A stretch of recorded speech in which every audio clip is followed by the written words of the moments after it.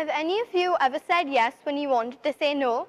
I know I have. And may it be out of pity or putting up a good image about yourself or any reason whatsoever, it's probably 99% temporary, as you are technically lying and fooling yourself and the person you're saying yes to.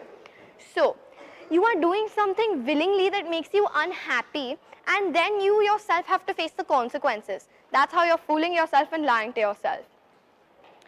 Secondly, if someone tells you to do something which you don't want to, and you say yes, you are being a coward because you don't want to step up and say no by yourself and follow the crowd.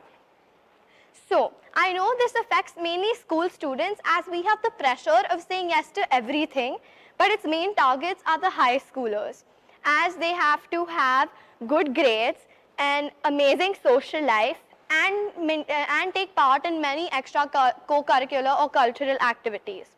And if they don't excel in all categories, that's okay. They can't. It's not humanly possible if they are amazing in all activities. If they get 100 on 100 in maths, they win their dance competition, and they're the most popular kid in the grade. It's not possible. So if probably a 10th grader breaks down once in a while, it's okay. It's expected.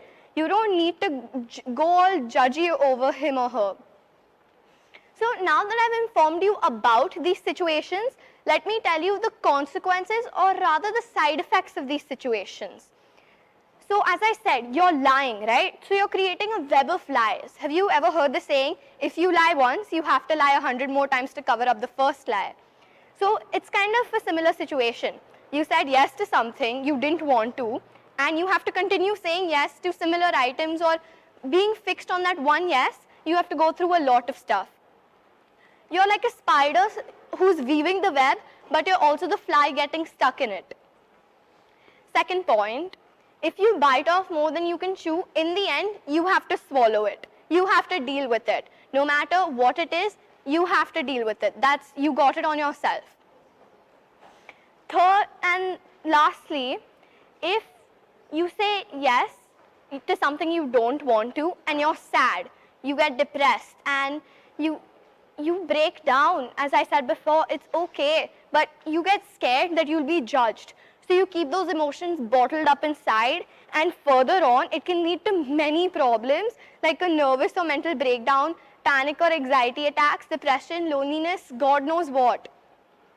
So please talk to someone about this, and just don't say yes when you want to say no. And I would like to share a personal example.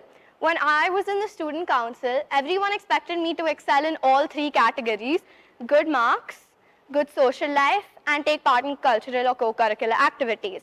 And everyone reassured me, because that's the image I indirectly was putting up. And I took that reassurance and reassured myself. And later, when everything fell apart, I realized I was fakely or wrongly reassuring myself. So I realized that I have to do only how much I can do, and not take care of everything and every small little detail in everyone's life. I have to stick to what I can do and how much I can do. Another high schooler told me that he was expected to take a position of authority. And when he said no, he felt like a great weight had been lifted off his shoulders. So I would like to conclude my speech with this thought: don't say yes when you're scared, say no when you're strong. Thank you.